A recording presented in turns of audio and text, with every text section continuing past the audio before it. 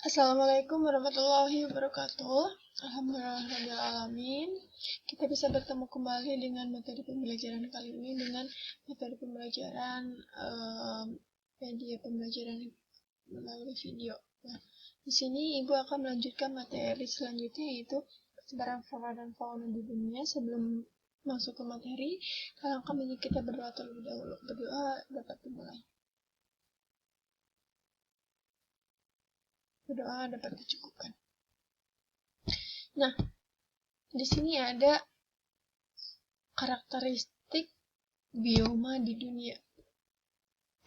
Nah, apa sih bioma? Bioma adalah sekelompok hewan dan tumbuhan yang tinggal di suatu lokasi geografis atau daerah habitat daerah yang memiliki vegetasi yang khas terdapat iklim utama sehingga tidak ditemukan di daerah lainnya. Nah, bioma pada dasarnya terdiri dari produsen, konsumen, dan pengurai atau dekomposer, yang di dalamnya terjadi aliran materi dan energi yang selalu dimulai dari tumbuhan. Bioma terbagi menjadi ditemukan oleh iklim, letak geografis, curah hujan, dan intensitas cahaya matahari. Selanjutnya, ada ciri-ciri bioma di dunia. Yang pertama, terbentuknya interaksi unsur-unsur lingkungan yaitu air, iklim, tanah, dan organisme yang hidup di suatu daerah. Yang kedua, merupakan komunitas klimak atau kumpulan macam-macam populasi sebagai penanda daerah tersebut terdapat bentuk vegetasi utama yang mendominasi. Yang ketiga, komunitas yang cukup stabil kecuali di suatu kejadian yang mengganggu dalam kestabilan komunitas dapat dikenali dengan melihat dominasi vegetasinya. Yang terakhir, penanamaan bioma umumnya didasarkan pada dominasi vegetasinya. Selanjutnya, ada fungsi bioma di dunia. Yang pertama, fungsi bioma di dunia yang pertama ada memudahkan melaksanakan penataan suatu populasi. Yang kedua, bisa mengetahui jenis tumbuhan dan hewan berdasarkan cara hidup untuk menyesuaikan diri dengan lingkungannya. Yang ketiga, membuat mudah melaksanakan pendataan jenis-jenis tumbuhan dan hewan. Yang terakhir, mempermudah mengelompokkan hewan serta tumbuhan yang baru ditemukan. Selanjutnya, di sini ada karakteristik bioma di dunia dan persebarannya. Yang pertama, ada gurun atau desert yang memiliki karakteristik yang pertama yaitu curah hujan kurang dari 250 mm per tahun, penguapan air lebih cepat dari presipitasi. Yang ketiga, kelembaban udara sangat rendah. Yang keempat, suhu di siang hari mencapai 45 Celcius dan suhu malam hari mencapai 0 derajat Celcius.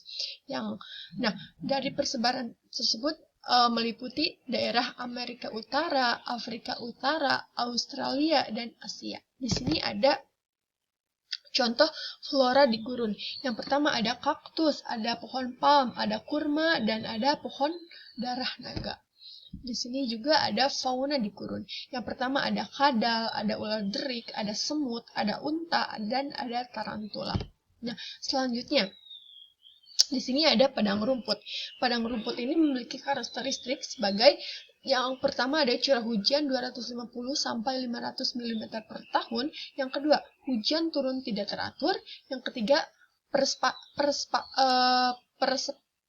peresapan airnya itu sangat tinggi.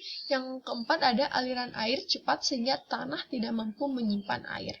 Yang terakhirnya itu ada persebaran di dunia meliputi area Hongaria, Rusia Selatan, Asia Tengah, Amerika Selatan, dan Australia. Di sini ada contoh fauna di padang rumput yaitu ada rumput blossom, yang kedua ada bunga poppy, dan ada rumput Indian grasses. Selanjutnya ada contoh fauna di padang rumput. Yang pertama ada bison, yang kedua ada biri-biri, ada kuda liar, ada wombat. Yang selanjutnya ada hutan berdaun jarum atau taiga. Nah, di sini hutan berdaun jarum taiga memiliki karakteristik sebagai berikut, yaitu ada pada musim panas suhu tinggi, sedangkan pada musim dingin suhu hangat rendah. Yang kedua ada pertumbuhan tanaman yang terjadi pada musim panas yang berlangsung antara 3 sampai 6 bulan.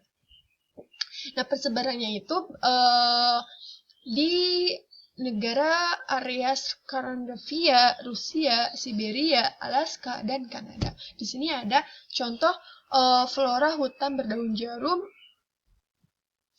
Contohnya itu ada pinus, cemara, alder, janifes, spruce. Nah, di sini juga ada fauna di taiga. Ya, pertama ada hewan ajak, beruang hitam, dan beruang. Selanjutnya, ada hutan lumut atau tundra. Di sini memiliki karakteristik. Yang pertama, musim dingin yang panjang dapat berlangsung selama 9 bulan dengan suasana gelap dan sedikit energi radiasi matahari. Yang kedua, ada musim panas. Musim panas di sini sangat pendek dan terang berlangsung 3 bulan. Pada masa ini, vegetasi mengalami pertumbuhan.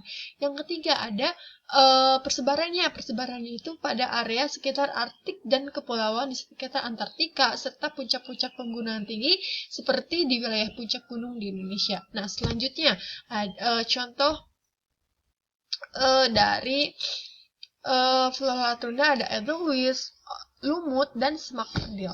Nah, ada fauna tundra yang pertama ada kelinci kutub, muskham, dan reindeer. Nah, selanjutnya ada hutan gugur. Hutan gugur memiliki karakteristik yang pertama, curah hujan 750 sampai 1000 mm per tahun.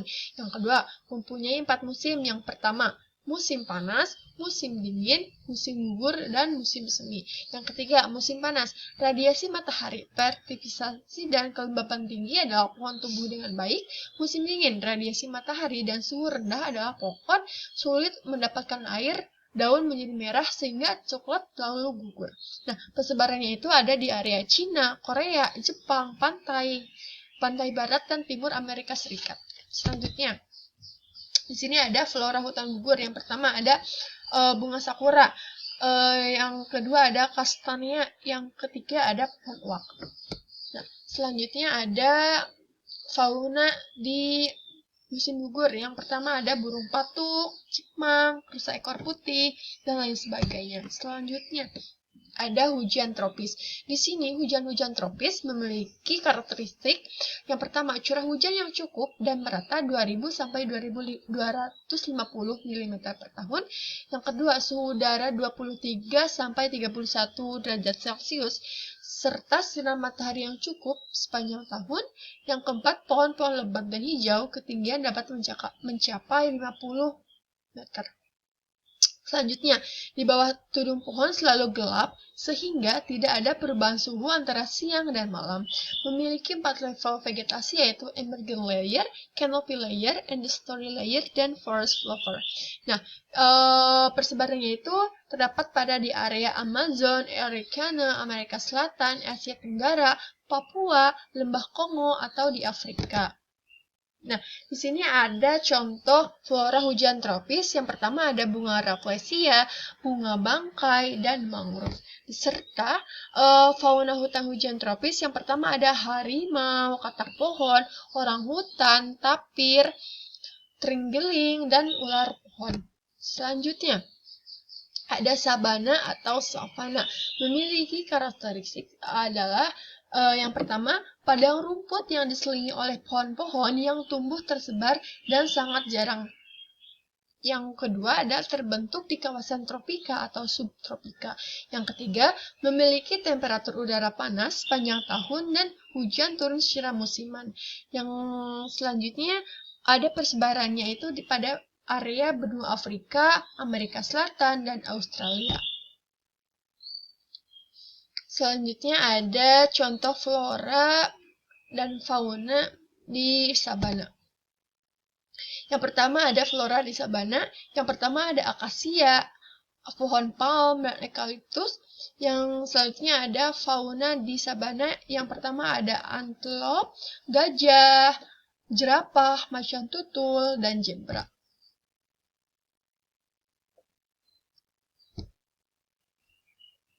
Nah, di sini ada hujan iklim sedang. Memiliki karakteristik yang pertama ada pohon tertinggi tapi jenisnya lebih sedikit dari hutan daerah tropis. Yang kedua, memiliki curah hujan antara 140 hingga 167 inch per tahun.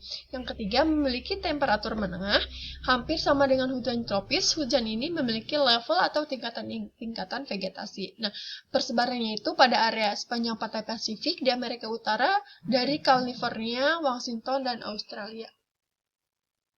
Di sini ada contoh flora di hujan iklim tropis. Yang pertama ada star, daun ladyfern, oregon, dan louvert. Nah, juga di sini ada fauna di hutan hujan iklim sedang, ada beaver, black bear, cogar, raccoon, dan salamander. Nah, materi tentang persebaran flora dan fauna di dunia mungkin sudah beres. Langsung beralih ke materi konservasi flora dan fauna. Nah, konservasi adalah sebuah kawasan meliputi kriteria kawasan yang memiliki ciri khas tertentu, misal memiliki spesies langka atau endemik hewan atau tumbuhan yang ada di tempat tersebut. Nah, contohnya di sini ada beberapa metode konservasi di Indonesia. Yang pertama ada metode in situ. Metode in situ itu apa sih? Metode in situ itu adalah metode konservasi yang dilakukan secara langsung di habitat aslinya. Artinya, metode ini dilakukan tanpa harus memindahkan flora dan fauna menuju ke penangkaran. Nah, di sini yang pertama ada cagar alam. Nah, cagar alam merupakan kawasan yang keadaan alamnya memiliki kekhasan tumbuhan, satwa, dan ekosistem. Terdapat beberapa kriteria yang menjadi ketetapan di suatu cagar alam yang satu, memiliki keragaman baik flora atau fauna. Yang kedua, memiliki kondisi alam baik biota maupun fisiknya masih asli dan belum tersentuh manusia. Nah, contoh cagar alam di Indonesia adalah cagar alam Rafflesia di Bengkulu, terus cagar alam Cibodas di Jawa Barat, cagar alam Walilujo di Jawa Timur, cagar alam Pangandaran Pananjung di Jawa Barat, dan masih banyak lagi. Yang kedua ada Taman Nasional. Nah, Taman Nasional merupakan kawasan pelestarian yang memiliki ekosistem asli dikelola dengan zonasi serta dimanfaatkan untuk penelitian, pendidikan, penunjangan, budidaya, dan pariwisata. Nah, Taman Nasional juga memiliki kriteria. Yang pertama, memiliki suatu yang khas dan bersifat unik. Nah, di sini dapat dikembangkan untuk tujuan lain dalam kehidupan sehari-hari. Yang ketiga, memiliki kawasan yang cukup luas sehingga dapat menjamin keberlangsungan ekosistem di dalamnya. Contoh taman nasional di Indonesia yaitu Taman Nasional Ujung Kulon di Banten, Taman Nasional Komodo, Taman Nasional Bromo, dan lain sebagainya.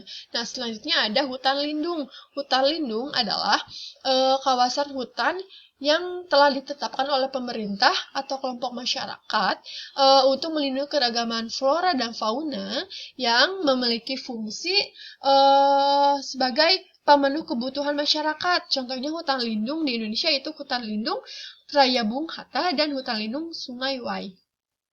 Nah, yang selanjutnya ada Suaka Marga Satwa. Suaka Marga Satwa adalah kawasan suaka alam yang ditetapkan untuk melindungi satwa tertentu dan habitatnya. Nah, Suaka Marga Satwa memiliki kriteria. Yang pertama ada satwa biasa hidup dan berkembang biak secara alami. Yang kedua, merupakan habitat dari suatu jenis satwa yang langka atau hampir punah. Yang terakhir, memiliki kawasan yang luas sehingga bisa menjadi habitat bagi satwa tersebut. Yang contohnya ada di Indonesia ada Suaka Marga Satwa Gunung Lesur di Aceh, Suaka Marga Satwa Baluran di Bali, Suaka Marga Satwa Pulau Mojo di Sulawesi, dan masih banyak lagi. Selanjutnya ada metode ex situ.